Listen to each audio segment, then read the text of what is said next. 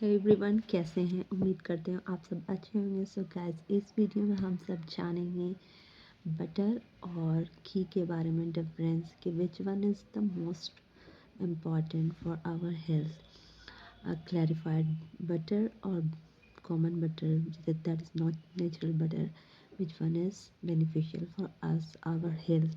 So let's me clear in this video that this video is going to be very helpful for health and your healthy lifestyle.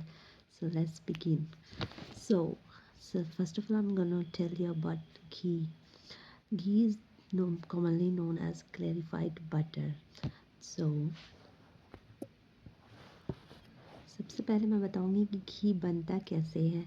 तो मैं आपको बताने जा रही हूँ कि जब एक बटर हम लोग लेते हैं तो उसे एक प्रोसेस के थ्रू गुजरना पड़ता है। It is form of butter fat which produce by simmering butter until water content explain, and I mean to say that when evaporation get out from the solid particles and it turns into the like oily substance, and all milk solids will be removed from those material, then it become ghee, that is called clarified butter. अब जानेंगे हम इसके nutrition value के बारे में कि इसमें क्या क्या न्यूट्रिशन प्रेजेंट होते हैं। सबसे पहले बात करते हैं हम कैलोरीज के बारे में। तो चलिए जानते हैं कि एक चम्मच टेबल स्पून में कितनी कैलोरीज पाए जाते हैं, कितने मिनरल्स, विटामिन्स और किस तरह के जो न्यूट्रिशन मौजूद होते हैं। तो चलिए शुरू करते हैं।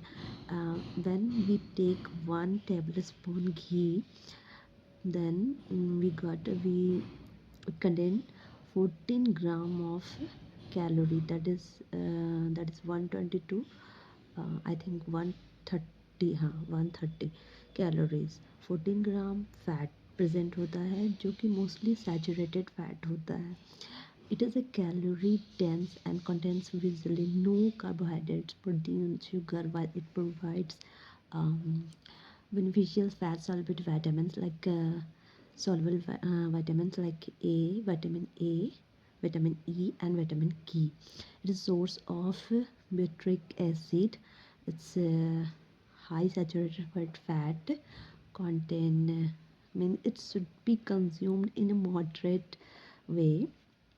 So let me tell you about vitamins and its other nutrition which is present in ghee.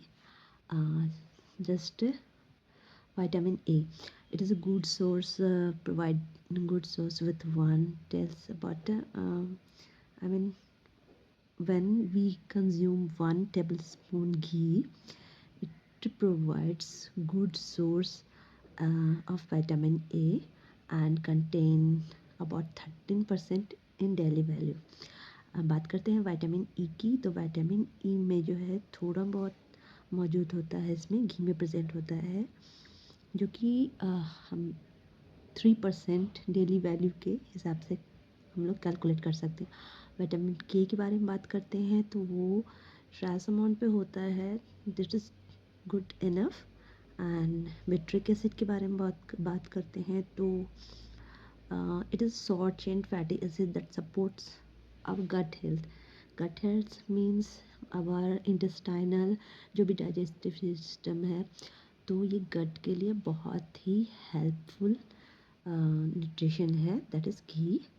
तो बटर के मुकाबले आप कोलेस्ट्रॉल की बात कर लेते हैं तो it contain cholesterol with approximately I think 2 mg per 14 gram, that is 1 tablespoon.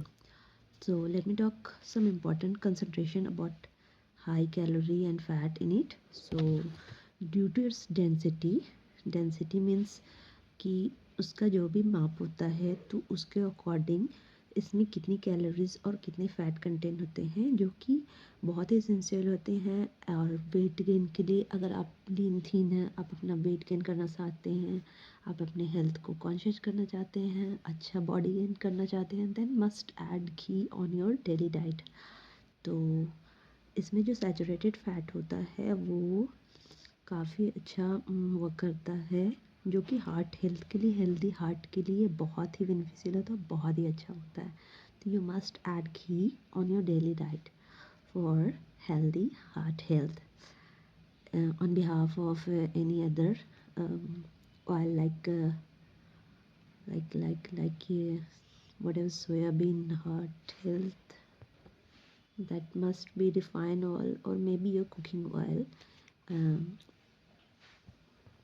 बात करते हैं बेट्रिक एसिड की, तो घी में बेट्रिक एसिड तो मौजूद होती है जो कि हेल्दियर वे में होती है, which increase butyrate level along with chapatis and any kind of fibrous food or legume that is called be must be added ghee with dal, chapati and any other fibrous food.